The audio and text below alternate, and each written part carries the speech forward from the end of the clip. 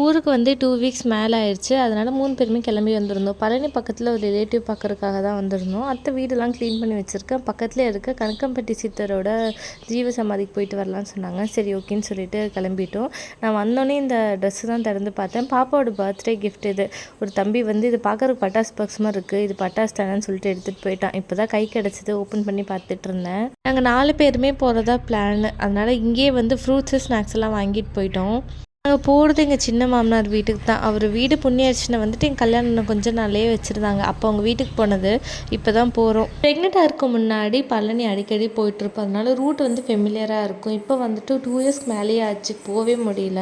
அவங்க வீட்டுக்கெல்லாம் போய் பார்த்துட்டு இந்த செடி இருந்துச்சு, எனக்கு அது ரொம்ப அட்ராக்ட் பண்ணுச்சு. இது என்னென்னு கேட்டால் இதுவும் கற்பூரவள்ளி செடியோடு சேர்ந்தது அப்படின்னு சொன்னாங்க. நாங்கள் 2 கன்று எடுத்துக்கிட்டோம், வீட்டில் போய் நட்டு வைக்கலான்னு சொல்லிட்டு. போகிற வழியில் பழனிக்கு பாத யாத்திரை போவாங்க.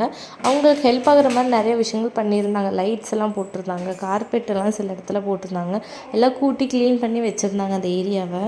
போயிட்டு அப்படியே கணக்கம்பட்டி கோயிலில் போய் சாமி கும்பிட்டு பாப்பாவுக்கு கொலுசு எடுக்கலான்னு சொல்லி வந்துட்டு ஒட்டஞ்சத்திரத்தில் தான் எடுத்தோம். நடக்க ஆரம்பிச்சிட்டாங்களா, அதனால கால் நிறைய கொலுசு போட்டால் நல்லாயிருக்குன்னு சொல்லிட்டு எடுத்துகிட்டு வந்துட்டோம். வீட்டுக்கு வரக்கு ஈவினிங் மேலே ஆயிடுச்சு. வந்து சிம்பிளாக டின்னர் மட்டும் செஞ்சு சாப்பிட்டோம். அடுத்த நாள் காலையில் பூரிக்கு அத்தை செய்யலான்னு சொல்லிட்டு ரெடி பண்ணாங்க. எல்லோரும் சாப்பிட்டு அவங்கவுங்க ஒர்க்கு கிளம்பிட்டாங்க. நானும் பாப்பாவும் தான் உட்காந்துருந்தோம். இங்கே வந்து அவ்வளோ சிக்னல் கிடைக்காது, அதனால் எங்களுக்கு செம்ம போர் அடிச்சுட்டே தான் இருந்துச்சு.